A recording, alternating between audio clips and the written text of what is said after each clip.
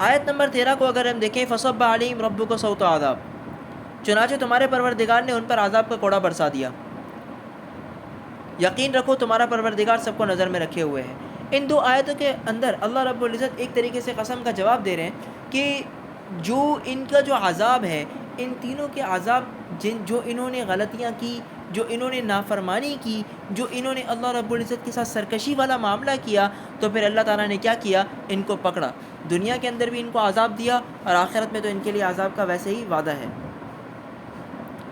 اگلی آیت ان ربک لبالمرصاد، یہ جواب ہے اللہ رب العزت کی طرف سے ان قسموں کا کہ اے انسان غفلت سے بیدار ہو جا، نہیں تو تیرا حشر بھی انہی قوموں جیسا ہو سکتا ہے، دنیا کے اندر بھی تجھے سزا ہو سکتی ہے اور آخرت میں بھی تو سزا کا حقدار بن سکتا ہے۔